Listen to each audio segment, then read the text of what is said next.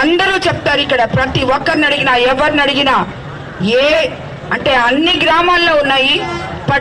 రాజుపాలెము అంటే ఇంకా ఎక్కువ చెప్తారు. ఎందుకంటే ఊర్లు వదిలేసి వెళ్ళిపోయిన వాళ్ళు, కేసులు పెట్టించుకొని ఎస్సీల మీద ఎస్సీ ఎస్టీ అట్రాసిటీ కేసులు పెట్టిన వాళ్ళు, ఇలా ఎన్నో కేసులు ప్రశ్నించిన ప్రతి మనిషి మీద కేసు పెట్టి ఇక్కడ ఎంత అరాచకం జరుగుతుందంటే, మాఫియా జరుగుతుంది, మైనింగ్ జరుగుతుంది, ఇసుక జరుగుతుంది. ఒక్కటని కాదు, మొత్తం అడ్డా అంతా రాజుపాలెమే.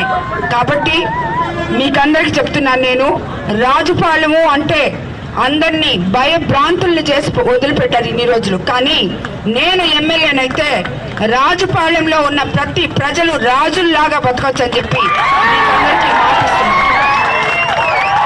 నీతి నిజాయితీగా ఒక ఎమ్మెల్యే ఉంటే ఆ ఎమ్మెల్యేతో ఉన్న వాళ్ళు కానీ, నడిచిన వాళ్ళు కానీ, కింద వాళ్ళు కానీ, మిగతా లీడర్స్ కానీ ఎలా ఉండాలో ఆ ఎమ్మెల్యేని చూసి నేర్చుకోవాలి.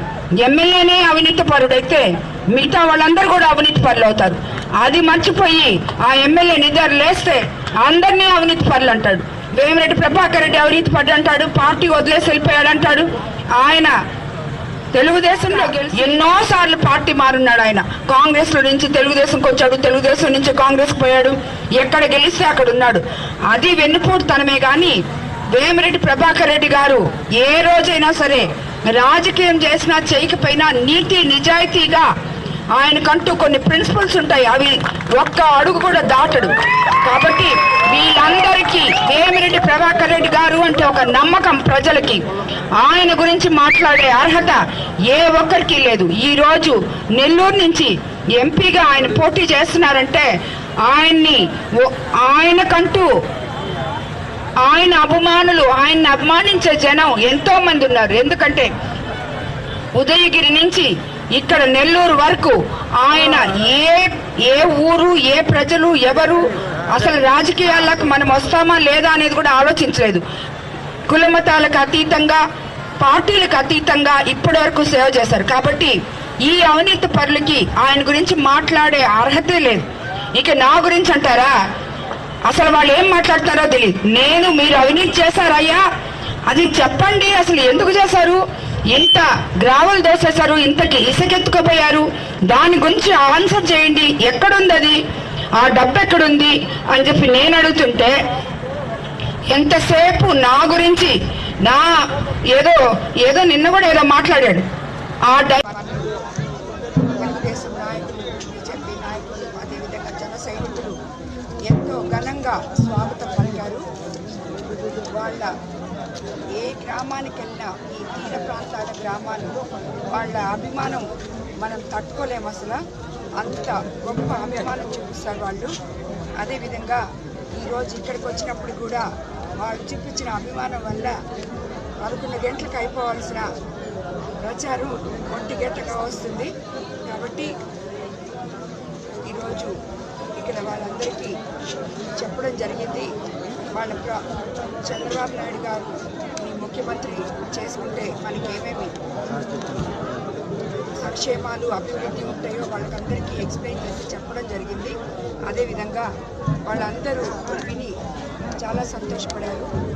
యాక్చువల్గా ఈ రామతీర్థం గ్రామం అనాదిగా తెలుగుదేశం వాళ్ళు చెప్తున్నారు, మాది తెలుగుదేశం అడ్డా అని చెప్తున్నారు.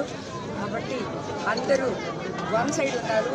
ఆల్మోస్ట్ అందరూ చాలామంది ఇప్పుడు కూడా కొంతమంది వార్డు మెంబర్లు వాళ్ళు చేరడం జరిగింది. ఈరోజు ఈ ప్రచారం చాలా అద్భుతంగా, అమోఘంగా చేసిన తెలుగుదేశం నాయకులకి ఇప్పటిదాకా 1 గంటైనా ఈ మంటు టెండలో మాతోటి కలిసి ఇప్పటి వరకు నడిచిన రామతీర్థం ప్రజలు, మత్స్యకార సోదరి మనులు, అదేవిధంగా గౌడ సోదరులు, సెంబన్ సోదరులు, అందరూ సోదరి మనులు, బలిజ కాపులు, ఒకరిని కాదు ఇక్కడ ఇంతమంది ఇక్కడ ఉండి ఎంతో ఐకమత్యంతో వాళ్ళందరూ వచ్చి మేమందరం నీ అనుకున్నామమ్మా, మేమందరం నీకు సపోర్ట్ చేస్తాము అని చెప్పడం. అదేవిధంగా ఇక్కడ ఉన్న పెద్ద కాపులు కానీ అందరూ ఒకే వేదిక ఎస్సీ ఎస్టీ వర్గాలు కానీ అందరూ ఒకే వేదిక మీదకి వచ్చి వాళ్ళందరూ నాకు సపోర్ట్ చేస్తామని చెప్పడం అది నా అదృష్టంగా భావిస్తున్నాను. వాళ్ళందరికీ నేను ఎప్పుడూ రుణపడి ఉంటానని ఈ పత్రికల సోదరులకు కానీ మిగతా అందరూ ఇప్పుడు నేను చెప్పిన అందరికీ సోదర సోదరీమణులకి ఇప్పుడు కూడా ఎటువంటి సమస్య ఉన్నా నేను వాళ్ళ పట్ల ఇమీడియట్గా వాళ్ళ అవసరాలు తీరుస్తానని వాళ్ళందరికీ మాట్లాడడం జరిగింది. తప్పకుండా వాళ్ళకి నేను రుణపడి ఉంటానని చెప్పి మరోసారి ఇక్కడ వెంకటేశ్వర ఉన్నాడు, వాసు ఉన్నాడు, అదేవిధంగా చాలామంది నాయకులు ఉన్నారు, కార్యకర్తలు ఉన్నారు, వాళ్ళందరూ ఎదురుగా మరోసారి మాటిస్తున్నారు.